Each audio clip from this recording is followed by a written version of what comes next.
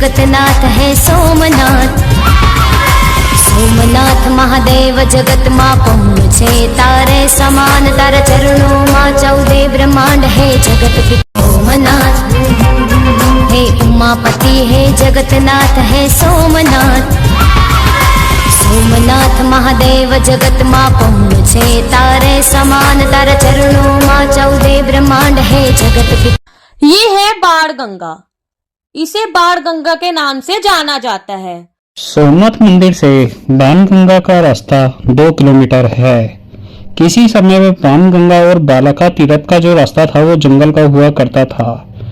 यहाँ से जरफ नाम के शिकारी ने भगवान श्री कृष्ण को, जो कि 2 किलोमीटर की दूरी पे बालका तीर्थ में अपनी साधना में लीन बैठे हुए थे, उसी समय बाण से मारा था।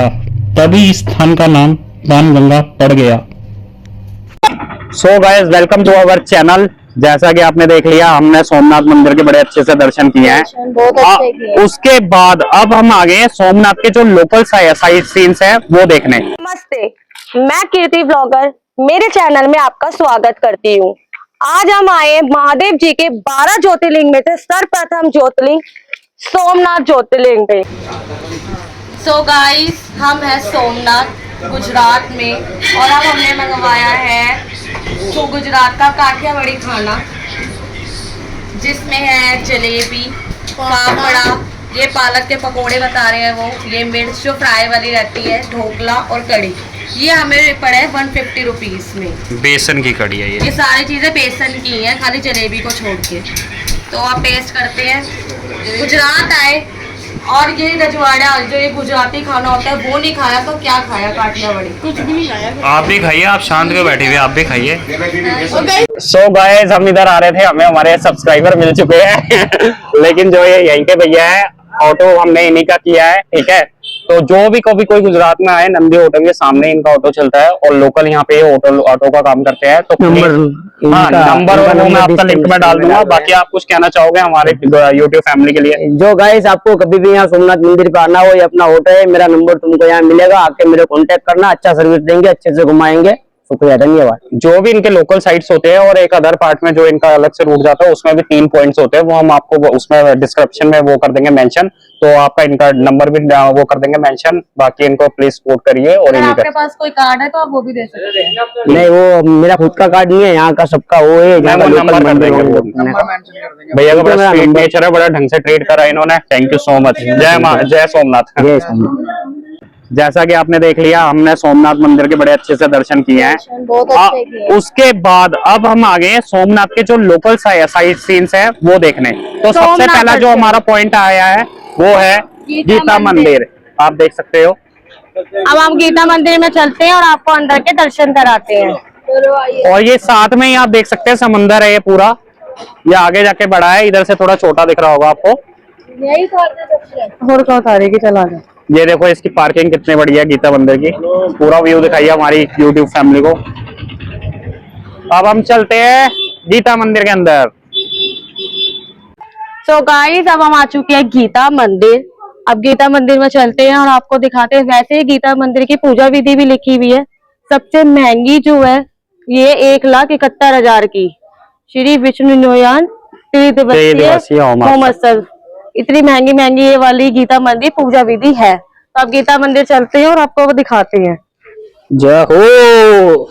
सो गाइस, अब हम हो चुके हैं गीता मंदिर के अंदर एंटर।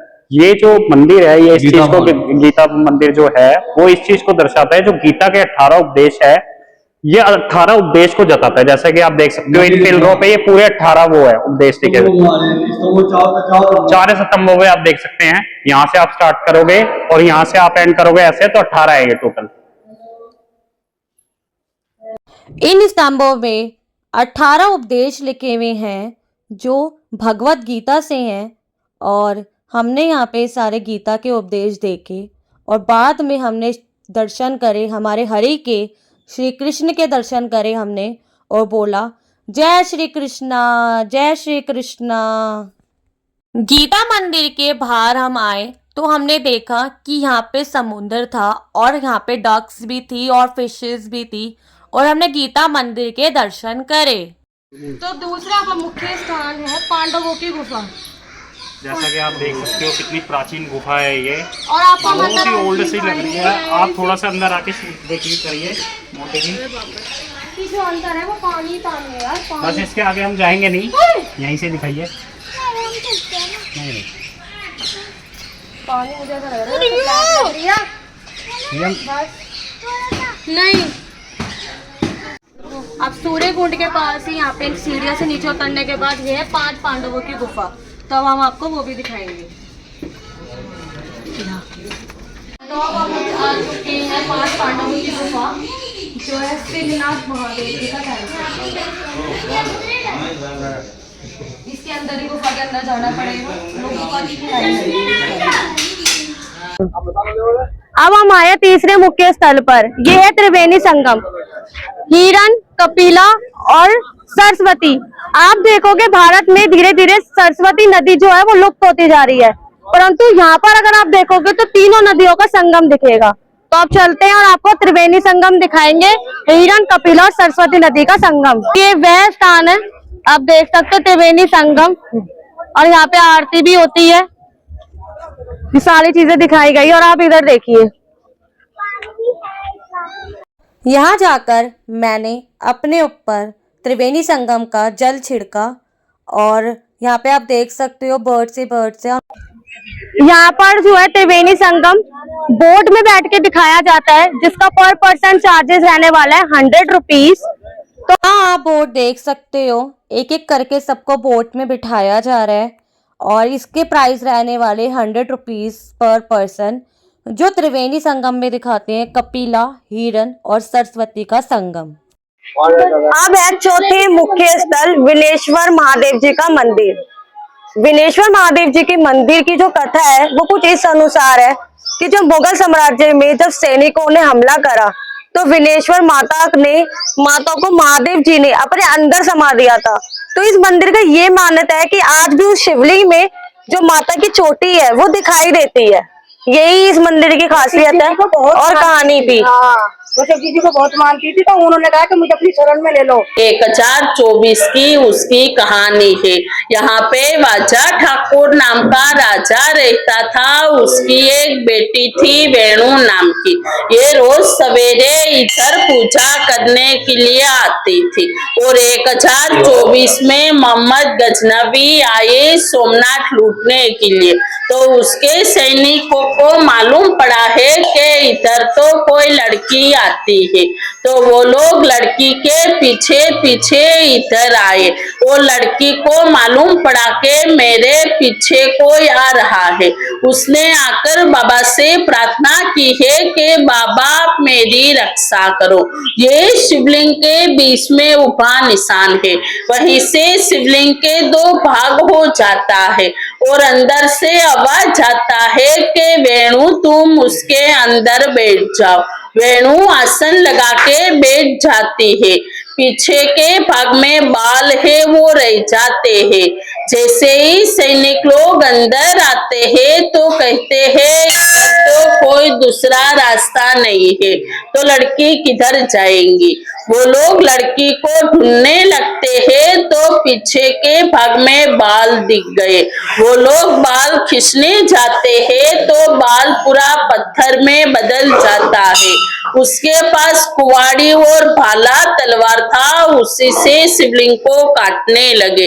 तो भगवान ज्यादा क्रोधितमान हो जाते हैं। भगवान कहते हैं कि ये तो लड़की के लेके मुझे भी लूटने लगे हैं। तो भगवान उसमें से झेरी मधुमक्खी छोड़ते, जैसे मानस को काटती थी उसी समय मानस की मृत्यु होती थी। फिर सोमनाथ में मोहम्मद गजनवी को मालूम पड़ा ये मेरे सैनिकों की मृत्यु कैसे हो सकती है, तो वो मोहम्मद गजनवी सोमनाथ से इधर आए और आकर बाबा से प्रार्थना करने लगे, बाबा मेरी रक्षा करो। मैं तो इधर सोमनाथ का धन दौलत लूटने आया था, मैं कोई दूसरा गलत काम करने के लिए नहीं आया। तो वो मधुमक्खी का टोड़ा था, वो उसके आपो-आप शिवलिंग में समा गया। वही शिवलिंग है जिसमें महादेव जी ने वेणु माता को अपने अंदर समा लिया था और यहाँ की यही मान्यता है कि जब मुगलों ने उनकी चोटी खींची तो आज भी उनकी चोटी नज़र आती है। आप देख सकते हो ये चोटी नज़र आ रही है उनकी, वेणु माता की, पत्थर में मतलब शिवलिंग में दिखती है। यही इस मंदिर की मान्यता है। और हमने फिर यही बोला, ओम नमः शिवाय, ओम नमः शिवाय, हरे हरे भोले नमः शिवाय, ओम नमः शिवाय, ओम नमः शिवाय, ओम नमः शिवाय, ओम नमः शिवाय, हरे हरे भोले नमः शिवाय, ओम नमः शिवाय, ओम नमः शिवाय, हरे हरे भोले नमः शिवाय, हर हर महादेव, हर हर महादेव, हर हर महादेव, ओम नमः पार्वती पते, हर हर महादेव। ये 5वां मुख्य स्तर बालका तीरथ। बालका तीरथ का जो डिस्टेंस है सोमनाथ से वो है 3 किलोमीटर का। ये है श्री कृष्ण का। यही श्री कृष्ण को बाण लगा था और उनकी मृत्यु हुई थी। सबसे पहले बात कर लेते हैं श्री कृष्ण के बारे में। श्री कृष्ण जी का जो जन्म है वो हुआ मथुरा में, जो उनका बचपन बीता वो बीता गोकुल में, और जो द्वारका में है वो उनकी कर्म भूमि। कहानी ये है बालका तीरथ की कि उनको जरा नामक का एक शिकारी था। जरा नाम के शिकारी ने बाण गंगा से उनको मारा था बाण। तो जब उनको पता चला कि मैंने श्री कृष्ण को बाण मारा है, जब श्री कृष्ण को उनको लगा बाण मारा है, तो वो क्षमा याचना करने लगे। तब श्री कृष्ण ने कहा कि क्षमा याचना मांगने की आपको कोई आवश्यकता नहीं है, ये जो भी था सब विधि विधान में लिखा हुआ था। जैसे राम युग त्रेता युग में हुआ था। त्रेता युग में राम जी ने बाली को छुप के मारा था। तब राम जी ने जब बाली ने जब राम जी से पूछा, तब उन्होंने भी यही कहा कि आपको इस चीज का प्रतिफल अगले जन्म में मिलेगा। तो जो ये बाली है, जो बाली था वो ये जा रही है और उनका प्रतिफल मिला, और ये सब विधि विधान में लिखा हुआ था। और ये है बालका तीरथ। तो YouTube फैमिली अब हम आ चुके हैं बालका तीरथ मंदिर। आओ इसके दर्शन कराते हैं। बड़ा मतलब प्राचीन मंदिर है। यहाँ के ना एक खासियत है, सोमनाथ के जितने भी मंदिर है ना वो बड़े प्राचीन टाइप के बने हुए हैं, बहुत पुराने बने हुए, और ऐसा नहीं है कुछ मॉडिफाई किया हो इन्होंने, वैसा ही आप देख सकते हो। बाहर बाहर की मरम्मत आप दिखाओ, और यहाँ का व्यू हो, यहाँ की साइड वाकई शांति बढ़िया, बहुत मजा आ रहा है, आनंद आ रहा है असली। और ये वही स्थान है जहाँ पे श्री कृष्ण ने अपना प्राण त्याग करी थी। फिर गए हम मंदिर के अंदर जाने के बाद हमने दर्शन करे श्री कृष्ण के, और देख सकते हो आप लाइन लगी हुई है, धीरे धीरे करके एक एक करके सबने दर्शन करे। और आप देखोगे कि जैसे श्री कृष्ण को बाण लगा था, जिस मुद्रा में वो बैठे थे, आज भी उनकी जो मूर्ति बना रखी है वो ऐसी ही मुद्रा में बैठे हैं। और आप देखोगे श्री कृष्ण के पैर में बाण लगा हुआ है, और जो जरा नाम का शिकारी था वो भी उनकी मूर्ति है, वो उनसे क्षमा याचना कर रहे हैं।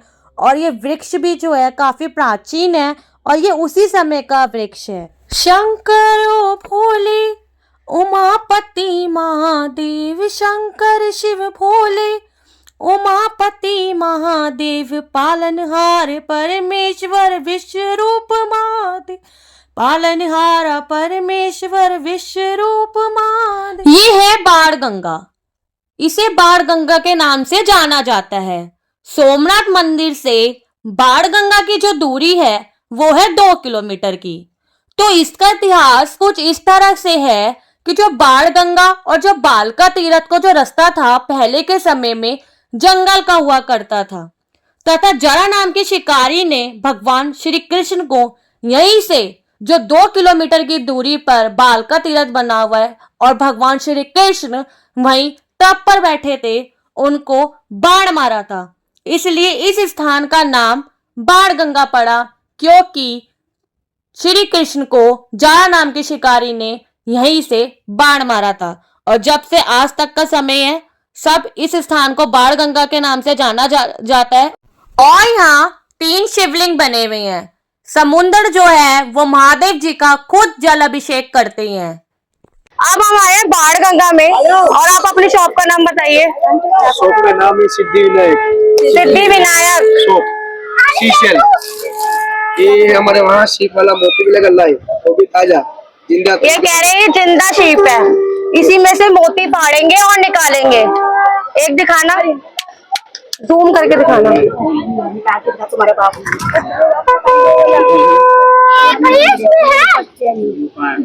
ये देख हर्षी, मोती निकल रहा है। तो गाइस ये देख सकते हो, ये रियल शीप के में से मोती निकाल के उन्होंने दिए हैं। दिखाना कीड़ा, दिखाना। मिल गया ना, वहीं छोड़ाया था। कीड़ा दिखो। अच्छा, अब आप एक मुझे बात बताओ, ये व्हाइट में, ये पीले व्हाइट दोनों एक ही है। अब आप मुझे ये बताओ कि इसके प्राइस क्या है? ये आएगी आपको 1250 की मलाई। ये छोड़ गया था। एक माला, एक मलाई एक माला का प्राइस है 1250 रुपीज। क्यों? क्योंकि ये शेल जो है ये जिंदा शेल है और मतलब जिंदा शेल में से निकाल के मोती निकाल रहे हैं। कैसा लगेगा? तो अगर आप आते हो यहाँ पे बाण गंगा सोमनाथ में, तो आप इनकी शॉप पे आ सकते हो। गाइस अब हम आ गए हैं सोमनाथ के बीच पे। जो हमारे आप पीछे बीच देख रहे हो वो इंडियन ओशन बीच है। और देखो देखो देखो देखो देखो कैसे ही वेव्स आ रही है। ये वेव्स आती हुई। तो गाइस आप देख सकते हो, नोनू को देखो एंजॉय करते हुए। नोनू के चाचू, नोनू के मामू, नोनू की मम्मा।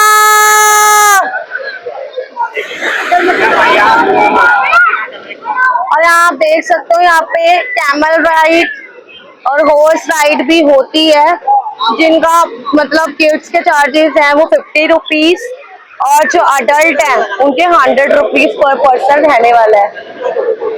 गाइस वेव्स देखो आप। और यहाँ पे कैमरामैन वगैरह भी होते हैं फोटोज क्लिक कराने के लिए। ये है सोमनाथ का बीच, क्योंकि सोमनाथ ज्योतिर्लिंग जो है वो चारों तरफ से समुद्र से घिरा हुआ है।